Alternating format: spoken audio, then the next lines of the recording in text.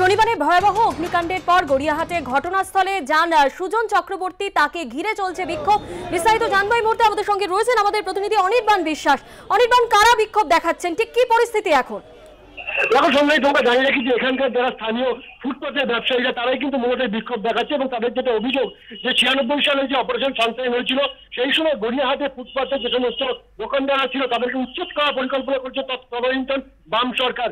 সেই ঘটনার কথা মাথায় রেখেই আজকে তাদের যেটা অভিযোগ যে এখানে সুজন চক্রবর্তী এসে এইরকম পরিস্থিতির মধ্যে যেখানে পুরসভা কাজ করছে সেই রকম পরিস্থিতির মধ্যে এসে তিনি রাজনীতি করছেন।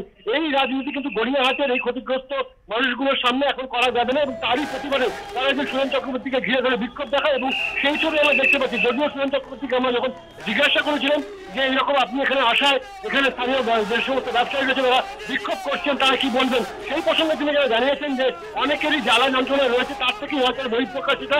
যদিও তিনি খুব একটা বিষয়টিকে গুরুত্ব দিতে চাননি, কিন্তু তিনি যতক্ষণ এখানে ছিলেন ততক্ষণ কিন্তু এক নাগারে এখানকার যে সমস্ত ফুটপাতের দোকানদাররা রয়েছেন তারা কিন্তু ক্রমাগত। অনির্বাণ, তুমি আমাদের সঙ্গে থাকো।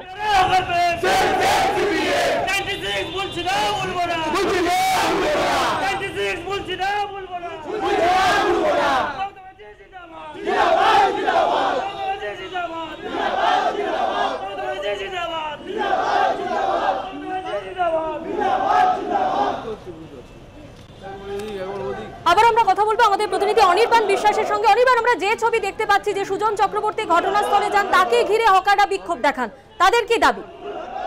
একদমই দেখো, তাদের পরিষ্কার একটা বক্তব্য যেখানে কলকাতা কর্পোরেশনের তরফে আজকে থেকে কিন্তু এখানে সাফাইয়ের অভিযান শুরু করেছে এবং ইতিমধ্যে আমরা জানি যে সরকারের তরফে একটি ক্ষতিপূরণের কথা বলা হয়েছে। সেই জায়গায় তাদের যেটা বক্তব্য যে জায়গায় সরকার পাশে দাঁড়িয়েছে এবং পৌরসভার তরফে সুস্থভাবে কাজ শুরু হয়েছে যাতে দ্রুত স্বাভাবিক পরিস্থিতিতে গড়িয়াহাট আবার আগের অবস্থায় ফিরে আসতে পারে, সেই জায়গায় দাঁড়িয়ে সুজন চক্রবর্তী আজকে যখন গড়িয়াহাটে এসছেন এখানকার যে সমস্ত ব্যবসায়ী খুচরো ব্যবসায়ী তাদের যেটা অভিযোগ যে সুজন চক্রবর্তী ঘটনাস্থলে এসছেন শুধুমাত্র রাজনীতি করবার জন্য, তিনি কিন্তু কোনোভাবেই সহানুভূতি বা সমবেদনা জানানোর জন্য এখানে আসেননি। ধন্যবাদ।